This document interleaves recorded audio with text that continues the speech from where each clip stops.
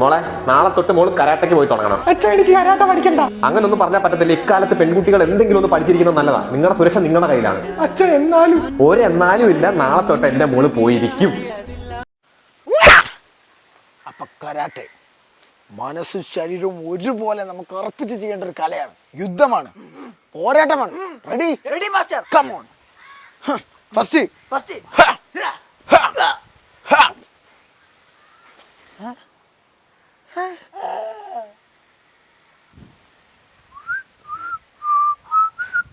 ജയിച്ചു എന്നങ്ങ് ഉറപ്പിക്കാൻ ഇനിയും മത്സരം മലവെള്ളം പോലെ കിടപ്പുണ്ട്. ഉണ്ട്, പക്ഷെ മലയാളത്തിൽ ഒലിച്ചു പോകരുത്. ചലഞ്ച് ആർട്സ് ആൻഡ് സ്പോർട്സ് ക്ലബിന് വേണ്ടി അരിശുമൂട്ടിൽ അപ്പുക്കുട്ടൻ ചലഞ്ച് ചെയ്യുന്നു. ചെസ് മത്സരത്തിന് ഞാൻ എടുത്തോളാം. വേണ്ട, ഞാൻ നടന്നു പോയിക്കോളാം. ഇവള് സ്കൂൾ യുവജനോത്സവ കഥാപ്രസംഗത്തിന് വരും. അവിടെ വെച്ചാണ് ആദ്യമായിട്ട് കാണുന്നത്. മോനോ ഞാൻ എനിക്ക് ചാക്യാർക്കൂത്തായിരുന്നു താല്പര്യം. പക്ഷെ നമുക്ക് അതിനുള്ള സ്ഥിതി ഇല്ലാത്തതുകൊണ്ട് അപ്പൂപ്പൻ്റെ ഒരു കൈലി ഇങ്ങനെ വെച്ചിട്ട് ഒരു കിരീടവും വള്ളിയായിട്ട് ഞാനും കയറിയിട്ട് ഒരു പെർഫോമൻസാണ്. ഇത് കണ്ട് പ്രിൻസിപ്പൾ ഒരു ചോദ്യമാണ്, ഇതെന്ത് കൂത്തെന്ന്. ഞാൻ പറഞ്ഞു ചാക്യാർ കൂത്ത്. അപ്പൊ പുള്ളി പറയാം, അത് കഴിവുള്ളവർ കഷ്ടപ്പെട്ട് ചെയ്യുന്ന. സ്കൂളിൽ പഠിക്കുമ്പോ ഡാൻസിനും പാട്ടിനും ഒക്കെ ഞാൻ മിടുക്കിയായിരുന്നു. സമൂഹ ഗാനം വരെ ഞാൻ ഒറ്റയ്ക്ക് പാടിയിട്ടുണ്ട്. Oh I see, yes I am in the see.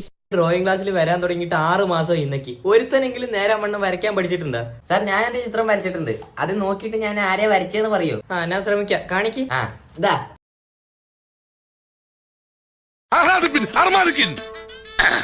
സാകളെ Kerala ഫയർഫോഴ്സിനും ഇവിടുത്തെ നാട്ടുകാർക്കും മണവാളാൻ സൽസിന്റെ പേരിലും എന്റെ വ്യക്തിപരമായ പേരിലും ഞാൻ നന്ദി രേഖപ്പെടുത്തിക്കൊള്ളുന്നു.